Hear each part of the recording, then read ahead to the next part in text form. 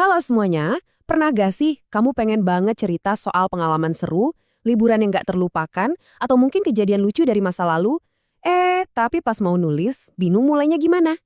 Nah, tenang aja, dalam beberapa menit ke depan, kita bakal bongkar rahasia-rahasianya. Pasti pernah kan ngalamin ini? Disuruh guru nulis cerita liburan, tiba-tiba semua ide di kepala kayak hilang gitu aja. Blank. Mau mulai dari mana? Bingung banget, ya kan? Tenang, kamu gak sendirian kok. Dan solusinya ternyata simple banget. Oke, jadi tulisan buat cerita masa lalu ini ada nama kerennya loh. Namanya text recon atau dalam bahasa Inggris recount text. Gampangnya gini deh, ini tuh cuma cara resmi buat menceritakan lagi kejadiannya udah lewat. Jadi pas kamu cerita ke teman soal kemarin aku ngapain aja, nah itu sebenarnya kamu udah pakai konsep text recon. Dan serunya lagi, text recon ini nggak cuma satu jenis. Ada yang buat cerita pribadi kita, kayak liburan atau ulang tahun. Ada juga yang buat laporan fakta, misalnya laporan percobaan sains. Bahkan ada juga yang buat ceritain mimpi, macam-macam kan. Tapi ya untuk hari ini, kita fokus kayak yang paling sering kita pakai aja ya, cerita pribadi. Udah siap bikin ceritamu sendiri? Gampang kok. Anggap aja kita punya resep atau cetak biru super simple. Cuma ada 3 langkah utama yang perlu kamu ikutin biar ceritamu jadi runut dan asyik dibaca. Yuk kita lihat bareng-bareng. Nah, ini dia 3 langkah saktinya. Pertama, orientasi. Kedua, rangkaian peristiwa. Dan ketiga, reorientasi. Mungkin kedengarannya agak teknis ya, tapi percaya deh, ini gampang banget. Ini fondasi dari semua cerita bagus. Yuk kita kupas satu-satu. Oke, yang pertama orientasi. Pikirin aja ini kayak opening scene di film. Kamu lagi nyiapin panggungnya. Kasih tahu pembaca info-info dasarnya dulu.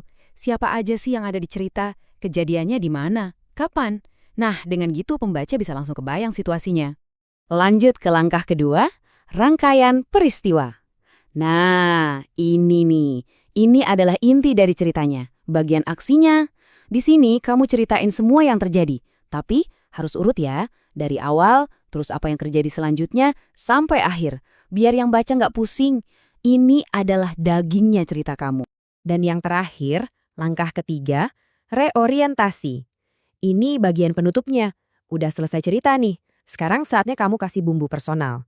Gimana perasaan kamu setelah ngalamin itu? Kesannya apa? Mungkin ada pelajaran yang bisa diambil. Bagian ini yang bikin ceritamu jadi lebih hidup dan kamu banget. Oke, strukturnya udah dapat nih. 3 langkah tadi itu kerangkanya. Sekarang kita perlu isi perkakasnya, yaitu bahasa yang kita pakai. Karena kita ngomongin masa lalu, tentu ada alat bahasa khusus yang harus kita gunakan. Dan ini dia alat yang paling penting, simple past tense. Ini aturan nomor 1, nggak bisa ditawar. Kenapa? Ya karena kita kan cerita soal sesuatu yang udah kejadian, udah selesai. Jadi semua kata kerjanya harus dalam bentuk lampau. Ini kuncinya.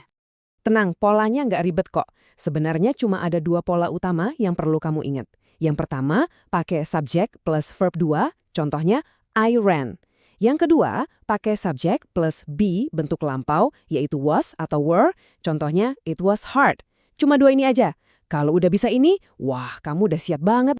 Selain past tense, ada juga nih alat bantu lain yang bikin ceritamu makin keren. Ada keterangan waktu kayak yesterday, last week buat ngasih tahu kapan kejadiannya. Terus ada keterangan urutan kayak first, then, finally. Ini gunanya biar cerita kamu runut dan gampang banget diikutin alurnya. Oke, teori udah cukup ya. Sekarang waktunya kita lihat prakteknya langsung. Gimana sih kalau semua resep dan alat tadi digabungin jadi satu cerita utuh? Yuk kita bedah sama-sama satu contoh cerita, biar makin kebayang. Nah, coba lihat paragraf pertamanya. Ini bagian orientasi yang pas banget. Siapa? Saya. Kapan? Bulan lalu. Ngapain? Ikut Rogu Marathon. Jelaskan, semua info dasarnya langsung dikasih di awal, jadi kita sebagai pembaca langsung masuk ke ceritanya. Nah, sekarang kita masuk ke bagian aksinya. Rangkaian peristiwa. Lihat deh, penulisnya langsung pakai kata pertama atau first. Ini nandain kalau ceritanya mulai berjalan. Kejadian pertamanya apa? Yaitu bangun pagi-pagi terus sampai di lokasi. Ceritanya berlanjut nih, perhatiin deh kata kerjanya. Started, run, finished. Semuanya bentuk lampau kan? Ini nunjukin kalau semua aksinya udah kejadian.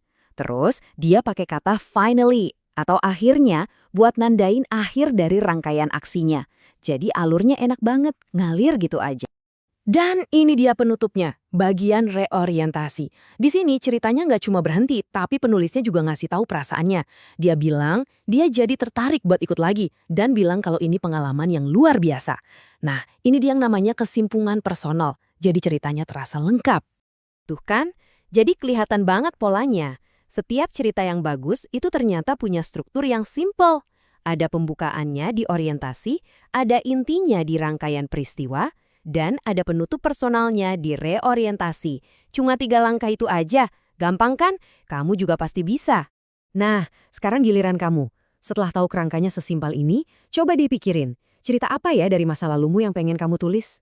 Mungkin soal liburan seru, ulang tahun yang paling berkesan, atau kejadian lucu yang nggak bisa dilupain. Yuk, coba ceritakan pakai 3 langkah tadi. Selamat menulis!